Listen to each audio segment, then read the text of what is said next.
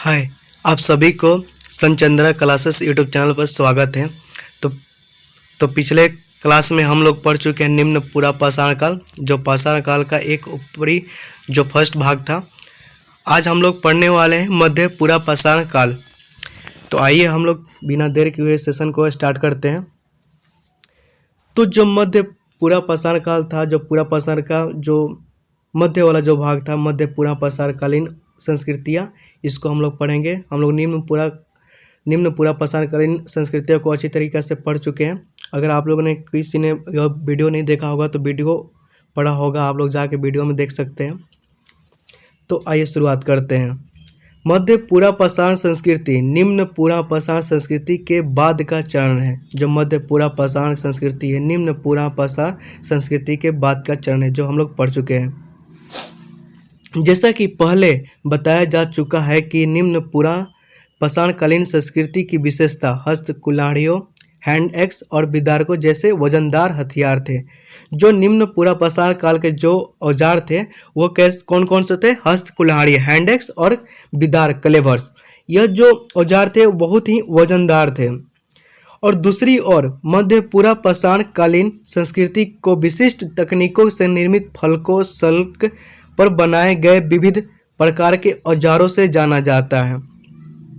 दूसरी ओर इस कालखंड के जो मध्य पूरा पाषाण कालीन जो संस्कृति के इस कालखंड के जो औजार थे, तकनीक के द्वारा इसे बनाया गया था। स्थल पर बनाए गए विविध प्रकार के औजारों से जाना जाता है, जो तकनीक के माध्यम से, विशिष्ट तकनीक के माध्यम से इन कालखंड में जो औजारों का निर्माण होता था। इसलिए इसे व्यापक स्तर पर सल उपकरण उद्योग भी कहा जाता है। इसलिए इस कालखंड के जो औजार है, इसे व्यापक स्तर पर जब इसका निर्माण हुआ था तो इसे हम लोग फ्लेक टूल्स के नाम से भी जानते हैं। जो सल उपकरण उद्योग मतलब कि जहाँ पे इन औजारों का बनाया जाता था, निर्माण किया था, उसको हम लोग उद्योग। यूरोप, दक्षिण पश्चिम एशिया और अफ्रीका की मध्य पूरा पाषाण कालीन संस्कृति को मोस्टेरियन संस्कृति भी कहा जाता है। जो यूरोप है, दक्षिण पश्चिम एशिया हो गया, अफ्रीका की मध्य पूरा पाषाण कालीन संस्कृतियों को हम लोग मोस्टेरियन के संस्कृति के भी नाम से जानते हैं, जिसे फ्रांस में लू मोस्टेरिये नामक शैलाश्रय के नाम पर रखा गया। मोस्टेरियन संस्कृति से जुड़ी मानव प्रजाति विलुप्त हो चुकी है। जो मोस्टेरियन संस्कृति से उस समय के मानव की प्रजाति जो है वह विलुप्त हो चुकी है। होमो निएंडरथैलेंसिस थी। उन सब जो मोस्टेरियन प्रजाति संस्कृति के थे जो मानव, उन मानव का नाम, अगर वैज्ञानिक नाम जो था, होमो निएंडरथैलेंसिस थी। इस प्रजाति का लोकप्रिय नाम निएंडरथल मानव है। वह उच्च प्रतिनूतन युग में रहता था। जो इस कालखंड के ये प्रजाति थी वह उच्च प्रतिनूतन अपर प्लेस्टोस्टोन युग में रहते थे। इस कालखंड में वह उनका साक्ष्य प्राप्त होता है। हैंड एक्स, हस्त कुल्हाड़ी, थोड़ा बहुत इसके डिफिनेशन देख लेते हैं। हैंड एक्स क्या होता है? हैंड एक्स सामान्यतः यह मूल पत्थर से बना एक उपकरण है। जो मूल पत्थर, जो बड़ा पत्थर से बना एक उपकरण है। यह एक दोहरी सतह का औजार है। जो हैंड एक्स है, ये दोनों सतह का औजार है, क्योंकि इसके दोनों किनारों को तराशा जाता था। मतलब दोनों सतह पे धार होता था इन्हें, और दोनों किनारों को अच्छी तरीके से औजारों पर जो पत्थर से तराश कर इसको धार निर्मित किया जाता था। मोटे तौर पर यह त्रिकोणीय आकार का होता था। जो इनका जो आकार है त्रिकोणीय होता था, और ये जो आपका दोनों तरफ का जो किनारा है इनमें धार होता था, जो एक तरफ से चौड़ा और दूसरी तरफ से नुकीला होता था। एक पीछे की तरफ से हाथों से लेकर उपयोग किया जाता है। इसे कभी कभी हैंडलेस के रूप में तारवृत किया जाता है। विदारक क्या होता है? एक सपाट उपकरण जो एक चौड़े आयताकार या त्रिकोणीय सल्क पर बना होता है। ऐसे आपको आयताकार पत्थर, इस पर त्रिकोणीय आकार का फ्लैग पर बना होता है। इसके लिए एक सिरे पर एक चौड़ी काटने वाली सीधी धार होती है। इसके जो सिरे पे एक चौड़ी काटने वाली जो इसमें से धार होती थी, जिससे काटा जा सकता था। गणासा, चॉपर। गणासा क्या होता है? एकल सतह वाला बड़ा उपकरण जिसके सिर्फ एक किनारे को घिसकर तैयार किया जाता है। जैसे कि इस जो चॉपर था इसके एक ही किनारे पे धार होता था, और जो हस्त कुल्हाड़ी है इनके दोनों दोनों किनारों पर धार होता था। तो पूछ सकता है भी प्रश्न कि इनमें से कौन सा एकल धार वाले औजार है और कौन दोनों तरह के धार वाले औजार है। तो एकल धार वाले में आप लोग चॉपर को टिक करके आइएगा, और दोनों धार जो होते थे हैंडेक्स में होते थे।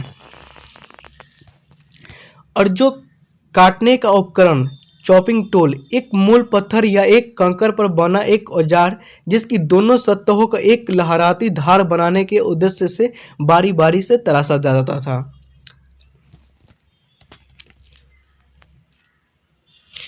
ये जो सोर्स जो मिले है यह एच.डी. संकलिया का बुक से प्राप्त, ये साक्ष्य प्राप्त हुए हैं, वहाँ से ये साक्ष्य उठा के दिया गया। अब पढ़ते हैं मुस्टेरियन उद्योग। मुस्टेरियन उद्योग क्या होता है?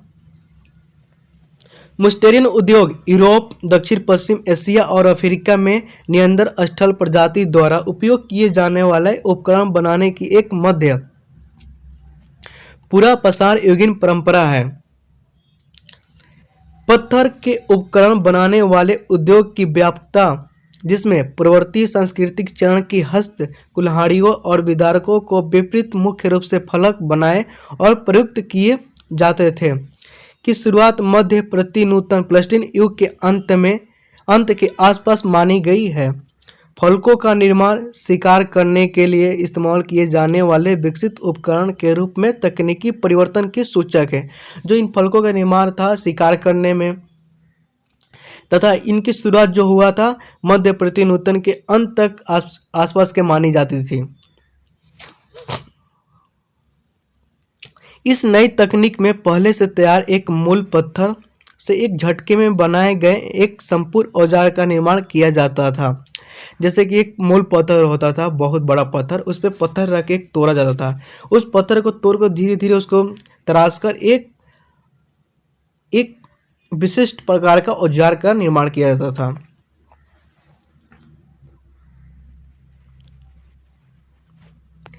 जिसके दौरान यह सुनिश्चित किया जाता था कि अलग किए गए सल्क जो फ्लैग को विशिष्ट आकार स्वरूप दिया जा सके, जो उससे अलग तोड़कर जो अलग हो जाता था पत्थर, फिर उसको एक विशिष्ट आकार स्वरूप दिया जा सके। विशिष्ट आकार का मतलब ये होता है कि उसको आसानी से उसका प्रयोग किया जा सके। इतना ही नहीं, अलग किए गए सल्क पत्थरों को अनेक उपकरणों में ढाला जा सकता था। विभिन्न कार्यों के लिए अनेक प्रकार के उपकरण बनाना आसान हो गया। अब धीरे धीरे जो जैसे जैसे समय कालखंड बीतता जा रहा था, धीरे धीरे ये जो औजार का आकार था धीरे धीरे छोटा होते जाता था और नुकीला और धारदार होते जाता था, ताकि और बहुत ही वजन इसका कम होता जा रहा था ताकि इसको प्रयोग करने में आसानी हो सके। जो निम्न पूरा पाषाण काल का जो औजार थे बहुत ही भद्दे मोटे, जो उनको प्रयोग में लाया तो जा सकता था, बाकी बहुत सारी दिक्कतें उत्पन्न होती थी। भारत में मध्य पूरा पाषाण काल को हम लोग पढ़ते हैं। भारत में जो मध्य पूरा पाषाणकालीन संस्कृति के चरण की विशेषता को परतदार उपकरण उद्योग द्वारा चित्रित किया जाता है। जो भारत में जो मध्य पूरा पाषाणकालीन संस्कृति है, इनकी विशेषता को परतदार उपकरण उद्योग द्वारा चित्रित किया जाता है। 1956 में एच.डी. संकलिया ने पहली बार इन परतदार उपकरणों का उल्लेख किया एवं प्रदर्शित किया, जो पहले प्रवर नेवासा महाराष्ट्र में और बाद में उत्तरी कर्नाटक की गोदावरी घाटी में पाया जाता है। एच.डी. जो संकलिया थे, उन्होंने अपने अध्ययन में देखा कि वहाँ पर क्षेत्र में अध्ययन किया तथा उनको प्राप्त हुआ कि जो प्रेवर नेवासा महाराष्ट्र में एक स्थल है और कर्नाटक की गोदावरी घाटी में पाया जाता था ऐसे ऐसे उपकरण। उन्होंने इस उद्योग को नेवासियन मुस्टेरियन की तरह कहा। जो इस तरह के उद्योग की तुलना उन्होंने मुस्टेरियन की ही तरह किया। शीघ्र ही उनकी उत्तरवर्ती शोध से ज्ञात होता है कि नेवासियन कोई स्थानीय घटना नहीं थी, बल्कि भारतीय पाषाण युगीन संस्कृति का सामान्य विशेषता थी। फिर उन्होंने उसी समय में यह उनको अनुभव हो जाता था कि ये कोई स्थानीय घटना नहीं बल्कि ये भारत के मानव इतिहास संस्कृति से परिचित और विशेषता थी इसकी। शुरुआत में भारतीय प्राक इतिहास के इस काल के लिए मध्य पाषाण युग शब्द का प्रयोग किया गया। बाद में मध्य पूरा पाषाण को स्वीकार कर लिया गया। शुरुआत में प्राक इतिहास के कालखंड में इसे मध्य पाषाण युग का प्रयोग किया गया था, फिर बाद में क्या हुआ कि इसमें सुधार करके मध्य पूरा पाषाण काल इसे कर दिया गया। मध्य पूरा पाषाण उपकरण जो पत्थरों से बनाए जाते थे, इसमें मिस्टेक है। पत्थरों की धार, पत्थर के मूल, पत्थर गोलाकार और विशेष लेवलॉय तकनीक से तैयार की जाती थी। जो इस कालखंड के जो औजार थे उसे विशेष लेवलॉय तकनीक के द्वारा बनाया जाता था। कुछ क्षेत्रों में उत्तरवर्ती असूलियन पाषाण परंपरा के दो धारी पत्थरों की तीक्ष्णता में निरंतरता है। जो निम्न पूरा पाषाण काल के अलुसियन जो संस्कृति उस कालखंड के भी इन कालखंड में उसका औजार मिलते थे, वहाँ प्रयोग में लाते थे। और ऐसा ही छोटी हस्त कुल्हाड़ियों, विदारकों एवं अन्य उपकरणों में दिखाई देती थी। अनेक इलाकों में कच्ची सामग्री के रूप में अभ्रक जैसे दानेदार पत्थरों के बदले बिल्लौर, सूर्यकांत मणि, सिक्के, स्फटिक, गोमेन इत्यादि मजबूत पत्थरों का उपयोग मिलता है। इन पत्थरों के औजार में अब पत्थर का अध्ययन किया गया तो इनमें से पता चला कि कुछ सेप्टिक पत्थर थे, गोमेद थे। इन पत्थरों के प्रयोग करके औजार बनाया जाता था। भारतीय मध्य पूरा पाषाण काल के विभिन्न उपकरण विभिन्न प्रकार की खुरचनियाँ हैं।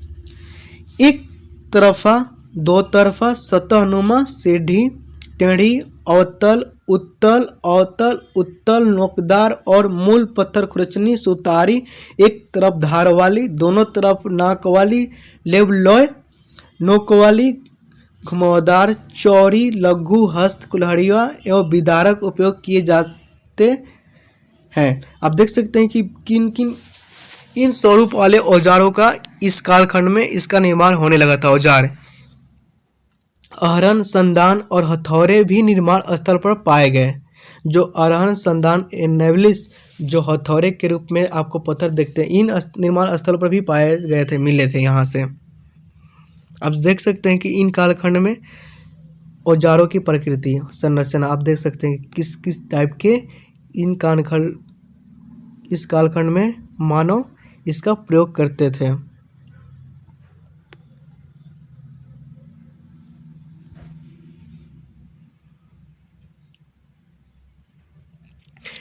उपकरणों के निर्माण के लिए जिन तकनीकी का उपयोग किया गया वे है हथौड़ा, बेलनाकार हथौड़ा और लेवलॉय।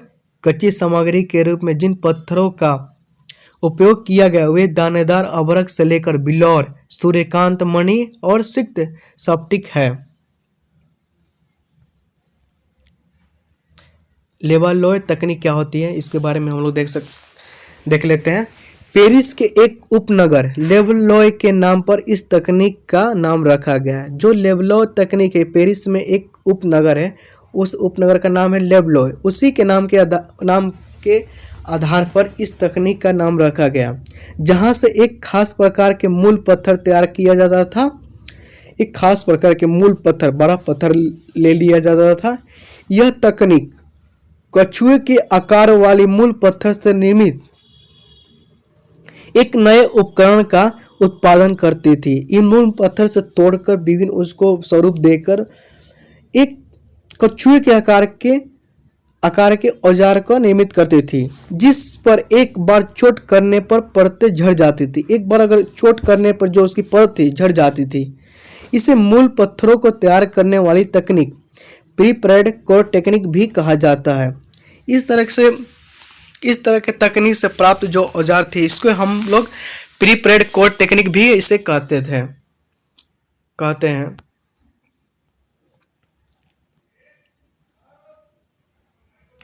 आप देख सकते हैं कि जो मध्य पूरा पाषाण काल के ये प्रमुख स्थल है, आप सब देख सकते हैं।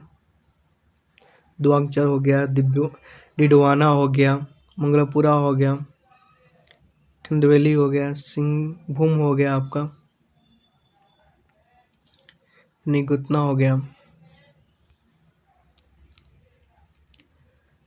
तो हम लोग मध्य पूरा पाषाणकालीन के स्थल के बारे में हम लोग जानते हैं कि इन कालखंड में कौन कौन से महत्वपूर्ण स्थल हैं। इनमें से भारतीय उपमहाद्वीप में के संदर्भ में ही हम लोग इसका अध्ययन करेंगे। तो भारतीय उपमहाद्वीप के अधिकांश भाग में मध्य पूरा पाषाण काल के स्थल मिले हैं। भारतीय उपमहाद्वीप के जो स्थल है, यहाँ से मध्य पूरा पाषाण काल के प्रमुख स्थल यहाँ से मिले हैं, जो मध्य पूरा पाषाण काल के उपकरण नदियों द्वारा निर्मित पथरीले जमावरों के रूप में मिले हैं, जो हमें वहाँ की जलवायु की अवस्था के बारे में बताते हैं। यहाँ से जो औजार मिले हैं, उस औजारों के अध्ययन से हम यहाँ की जलवायु के बारे में भी बहुत सारी जानकारियाँ और सोर्सेस प्राप्त कर सकते हैं। जैसे कि इनमें से राजस्थान में जो डिडवाना स्थल है, यह मध्य पूरा पाषाणकालीन स्थल है। गुजरात में हिरन घाटी, सिंधु और झेलम नदियों के बीच पटवार पठार के बारे में इससे जानकारी मिलता है। पाकिस्तान के उत्तर पश्चिम सीमांत प्रदेश में संघाव गुफा, राजस्थान में बुध पुष्कर, अरवली पहाड़िया के पश्चिम में लूनी नदी द्वारा प्रदत्त औजार उद्योग, महाराष्ट्र में चिरकी नेवासा, उत्तर प्रदेश में कल्पी,